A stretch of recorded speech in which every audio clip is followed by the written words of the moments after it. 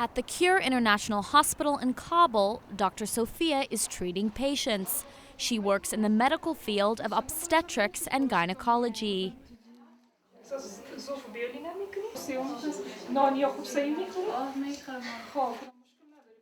The Taliban made it forbidden for medical students to practice on human skeletons, and medical texts were scarce. This stymied medical research and education, particularly in the area of women's health. There has been limited work done in cancer research in Afghanistan, especially in gynecological cancers, such as cervical and ovarian cancers. Women doctors that have the skills to treat these kinds of cancers are often sent to Pakistan and other countries. Dr. Sophia has expanded her knowledge using medical textbooks donated by American physicians and medical universities through a program called Operation Medical Libraries, or OML, based in California. Dr. Sophia says the books have helped educate doctors at her hospital about how to treat conditions like obstetric fistula that affect the female pelvic organs after childbirth. This book explains ways to treat patients and what to look for during checkups. These books provide us with lots of information and are good resources. It also tells us what we can do in the future to introduce urogynecology into Afghan medicine.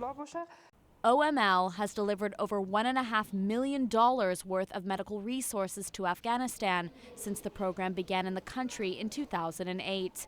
These materials are received by many, including doctors, educational institutions, and Afghan National Army troop medics, largely with the help of the U.S. military. Charles Potter is a colonel in the U.S. Air Force and worked on medical projects while he was deployed in Afghanistan. He helped organize an airlift to transport medical books from one of America's top universities to Mazar-e-Sharif. Our mission there is to develop those relationships, develop the type of medicine that we can take a very injured patient who has been probably in our facility for months, and then be able to turn them over to the local docs, and then they can continue with their care. If we can do that, I mean, that's the start of rebuilding their medical infrastructure. Even a decade after the fall of the Taliban, Colonel Potter says that medical professionals in some parts of Afghanistan are threatened for accepting these materials from U.S. troops. They hide them, they bury them, they bring them out when they can, and then they put them away so they're not kind of caught with them.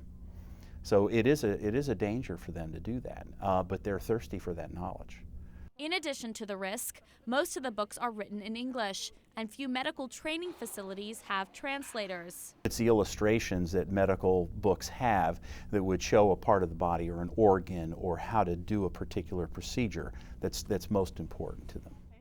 Dr. Farzana Wali says the pictures in the books have helped her share medical knowledge with other doctors. This book on maternal fetal medicines is printed in high quality and is more comprehensive than some of the other books. This book is also good because it has clear graphics, which is used to help train other doctors.